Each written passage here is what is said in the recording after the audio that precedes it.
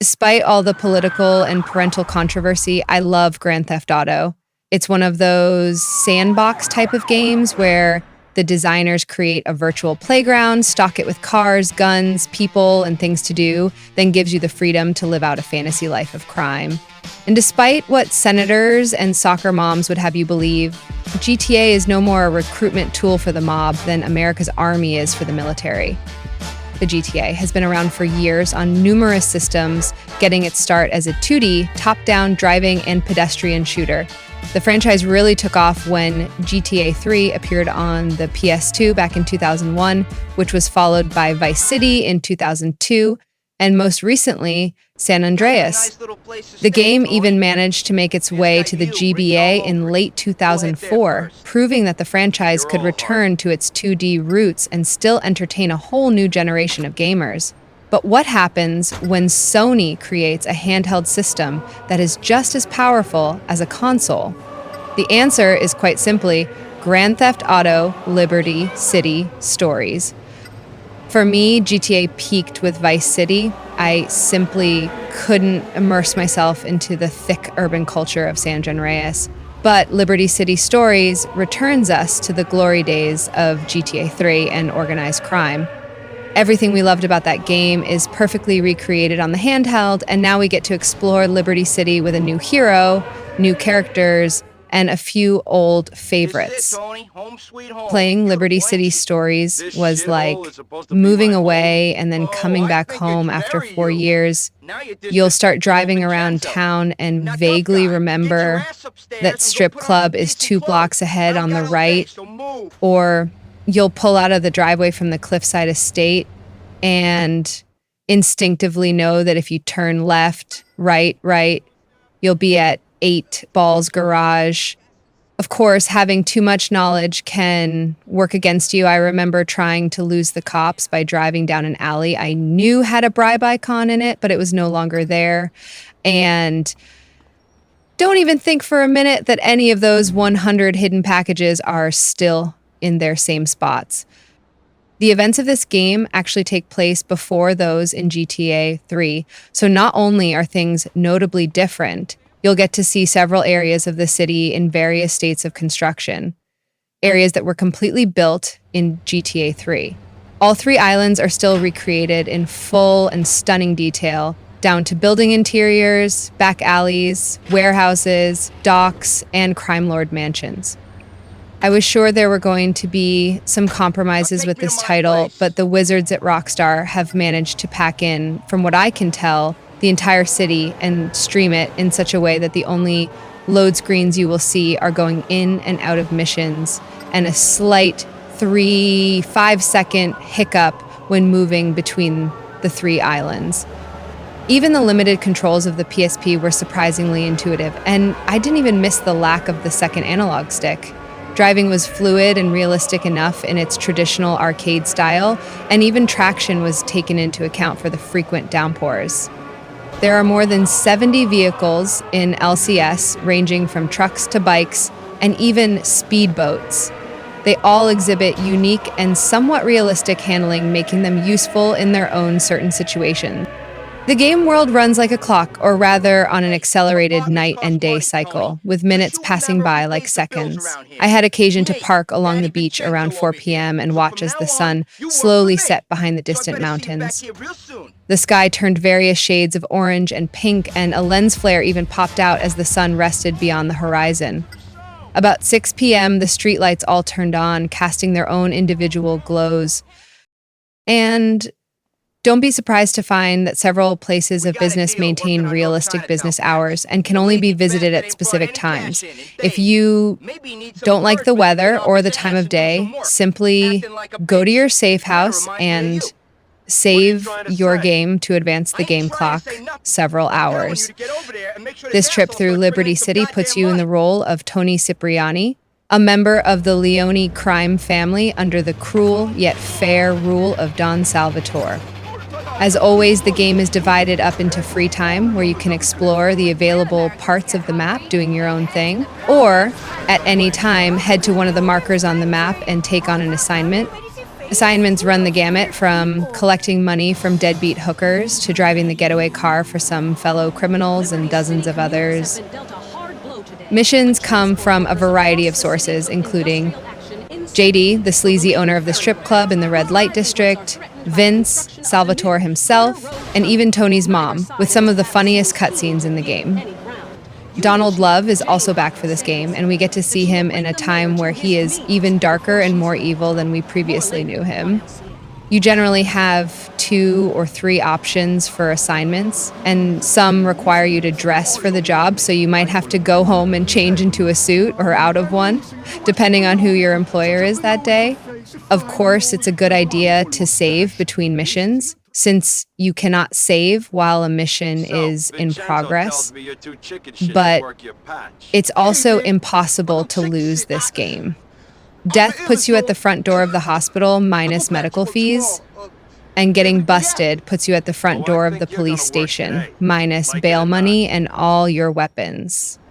A helpful taxi is always standing by to take you back to the start of the previously failed mission, so the game is very loser-friendly. One thing I did notice about this particular installment in the GTA franchise is that the story has gotten a lot darker, and Rockstar seems to be intentionally pushing a lot of buttons. Perhaps it's in retaliation to all the heat they took over hot coffee, but there was just a lot of gratuitous sex and violence in this game. Not that I'm complaining, maybe things were just more barbaric in the pre-GTA 3 timeline, but I can't ever recall hacking up a deli owner and selling his body parts back to his own deli as fresh meat in any of the other games, or watching, or rather hearing, Vince get a blowjob while talking to his ma on the phone, then watch the girl climb out from under his desk. LCS earns its M rating and probably pushes it to the limits. In addition to being much darker, the missions in LCS are a lot more creative this time around. Sure, you have dozens of repetitive driving and shooting missions, but mixed in are some excellent and challenging designs, including one of my favorites, a political campaign for Donald Love, where you basically acquire votes/territory by driving around in a van while his political rival is trying to take back that same territory. Then you have missions with boats, helicopters, and all sorts of weapons and creative strategy. When you aren't working for the mob, you are free to explore the city and perform the various odd jobs like driving an ambulance, delivering food, stealing cars to sell or to crunch at the junkyard for salvage, or the classic taxi cab missions. As always, you can hop into a fire truck and play fireman, or steal a police car and do some vigilante work. And now you can even get into a trash truck and collect garbage. LC's is all about freedom, to do what you want, when you want, and how you want.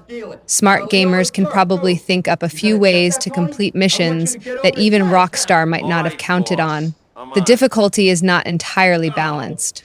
Some of the more difficult missions actually take place during the first half of the game, only because you don't have access to the huge arsenal you'll have at the end.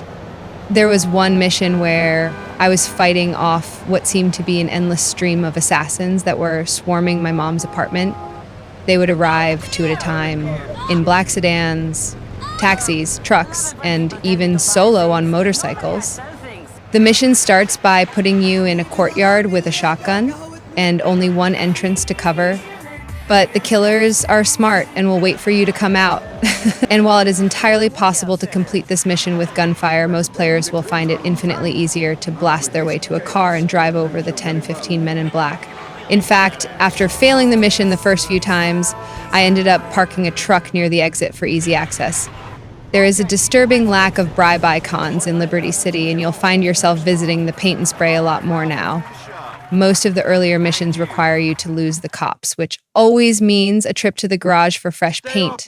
Amazingly enough, the cops can follow you right up to the closing garage door and not put 2 and 2 together when your once red car backs out seconds later, dent-free and baby blue. I've always said that if the PSP had a 30 screen, I'd probably give up my other consoles. LCS easily outclasses any of the other GTA titles on whichever format you would care to compare. The frame rate hovers in the 24-30 FPS range, which is totally acceptable for a game of this magnitude and a city of this complexity. The load screens are vibrant works of art that you will proudly show to anyone nearby while your next mission is loading. The interface is slick and taken right from the console with scale map of the city, transcript of past conversations, and a scrolling list of statistics that is longer than the game itself. This game tracks everything. There are more than 70 cars, trucks, and bikes, and each has a distinct model and an impressive damage system that allows metal to bend and twist before hoods and doors fly off and bounce down the road. Engine will smoke, then flame up before the inevitable fiery conclusion. The city is massive with a good variety of buildings and unique locations, so you can quickly learn your way around town by using landmarks.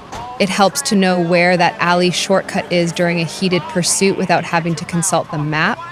Special effects include some wonderful lighting, especially at sunrise and sunset, as well as great weather effects, including shimmering, reflective streets.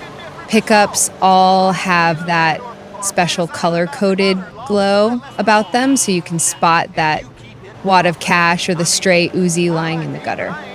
Character animation is decent in the game, but you really get to appreciate the excellent character models, costumes, and textures during the game cinematics that actually use the game engine. Impressive stuff. Any reviewer that doesn't give this game's soundtrack a perfect 10 hasn't listened to it all. I'm not even sure I have heard 100% of what this game has to offer, but not for lack of trying.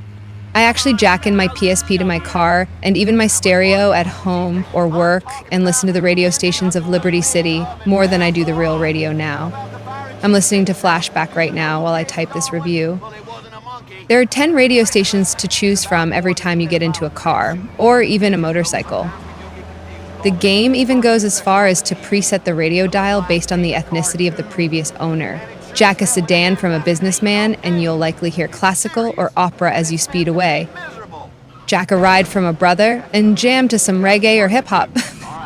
I'm not entirely sure how much content there is per station, but I know I have listened to LCFR, Liberty City Free Radio, for at least an hour before I heard a repeat. The talk radio is the absolute best with Draw Phil parody, Nurse Bob, as well as a demented cooking show where a cow births a calf directly into a sizzling frying pan.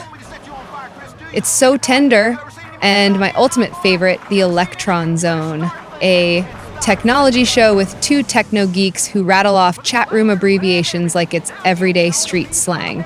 Even Laszlo returns to host his Chatterbox show to answer prying questions like, "Hey Laszlo, what does fuck me harder mean? I couldn't remember if I learned it from you or my mommy's tennis instructor."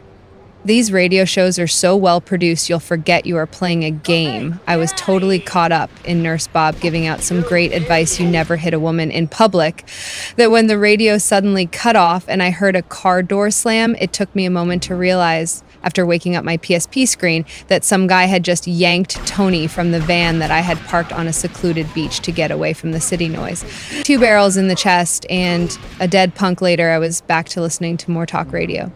Of course, the radio is only 95% of the sound experience, and for that other 5% of the game where you aren't in a car, you can enjoy some fantastic city sounds that the PSP speakers simply do not do justice to. You either need some good headphones or jack your PSP into a home theater or even your PC speaker system and enjoy what is easily a sound experience to rival a major console. As good as the voice acting is on the radio shows and commercials, and it's phenomenal, it only gets better for the frequent in-game cutscenes. I laugh hysterically every time I listen to Tony and his mom yell back and forth, and the twisted conversations between Tony and JD, who is often covered in KY Jelly, are priceless. But the radio isn't just for entertainment. Your actions directly affect the city, and the more serious events are mentioned on the radio, which really help to immerse you in the world and make you and what you are doing a real part of Liberty City.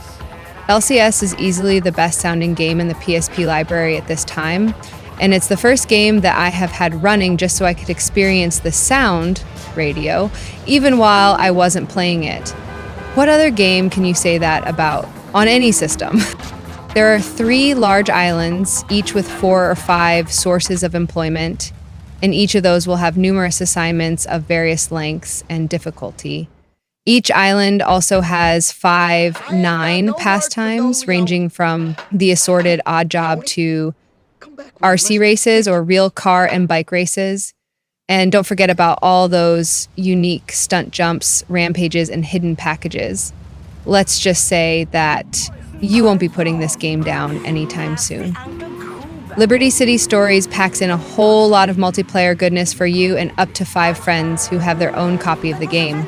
In fact, with 60 unlockable characters, full arsenal of weapons, and 7 totally engaging game modes, I'm pretty sure this just might be the best multiplayer game on the PSP at this time. Multiplayer games make use of the full 3 Land map and add a few changes like weapon pickups and some other specialty power-ups like a radar cloak and damage boosters to make the game more entertaining. One game mode has players searching for a tank somewhere in the city, then driving it around for as long as they can while your opponents try to stop you with rocket launchers. Another mode has you trying to steal all your opponent's limos and drive them back to your hideout, while another mode has you trying to protect your own fleet of limos from enemy attack. Or, if you like, there are 8 tracks on each island, giving you a total of 24 racing circuits for some straightforward racing action that rivals any of the standalone racing games already available on the PSP. If you want to get up close and personal, you can try out the Liberty City Survivor mode, which is basically a death match in either solo or team mode. Or even more fun is the hit list mode, where one player is marked for death and everybody else hunts him down. This is insanely fun since the mark has several restrictions placed on him as far as using the radar and hiding in vehicles, etc. Grand Theft Auto Liberty City Stories has PSP Game of the Year written all over it. It's not often that a console title can make the successful leap to a handheld, but when that handheld version actually surpasses the console in many key factors, you know you have something special.